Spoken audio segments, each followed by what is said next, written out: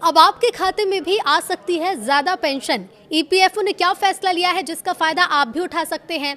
आप अपने नाम इस लिस्ट में कैसे चेक कर सकते हैं, चलिए बताते हैं। नमस्कार, न्यूज़ 18 का डिजिटल प्लेटफॉर्म आप देख रहे हैं और मैं हूं आपके साथ रितु सिंह। कर्मचारी भविष्य निधि संगठन यानी कि ईपीएफओ ने कर्मचारी पेंशन स्कीम यानी कि ईपीएस में कंट्रीब्यूशन के पुराने नियम को फिर से बहाल कर दिया है। यानी कि अब हायर पेंशन के लिए पूरी बेसिक सैलरी से जोड़ने का पुराना ऑप्शन फिर से शुरू कर दिया गया है। सरकार के इस कदम से कुछ सब्सक्राइबर्स को राहत मिलने की उम्मीद है जिन्होंने पहले ज़्यादा पेंशन कंट्रीब्यूशन का ऑप्शन चुना था, लेकिन सभी को इसका फायदा नहीं मिलेगा। तो चलिए आपको बताते हैं कि आखिर ईपीएफओ का ये नियम क्या है जिसे अब बहाल किया गया। 2014 से पहले ईपीएफओ में हायर पेंशन को लेकर एक नियम था।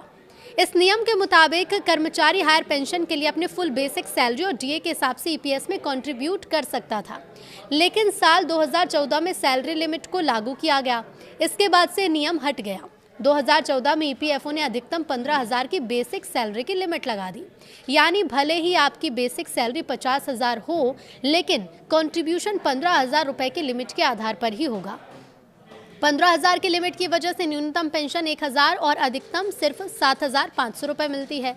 2014 के बाद ईपीएफओ में शामिल होने वाले नए कर्मचारियों को जिनकी बेसिक सैलरी और डीए 15,000 रुपये से ज़्यादा है या थी, वो अपनी असली बेसिक सैलरी के आधार पर पेंशन कैलकुलेशन का ऑप्शन नहीं चुन सकते। इस कैंपिंग ने उन ईपीएफओ सब्सक्राइबर्स के लिए संभावित पेंशन बेनिफिट्स को काफ़ी कम कर दिया जिनकी बेसिक सैलरी और डीए 15,000 रुपये से ज़्यादा थे। ईपीएफओ के हायर पेंशन बहाली से अब फायदा किसे होगा?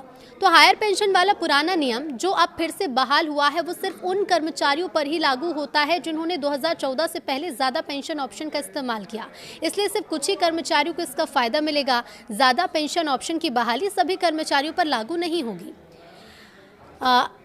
एक्सपर्ट्स का ये कहना है कि ये सुविधा सार्वभौमिक नहीं है। जिन कर्मचारियों ने पहले उच्च योगदान का विकल्प नहीं चुना था या जिनकी पेंशन 15,000 की वेतन सीमा पर आधारित रही, उन्हें इससे लाभ नहीं मिलेगा। अब ऐसे में ये कदम पात्र सदस्यों के लिए सकारात्मक है, लेकिन भविष्य से अधिक समावेशी और स्पष्ट पेंशन सुधार की दिशा में निरंतर पहल आवश्यक रहेगी।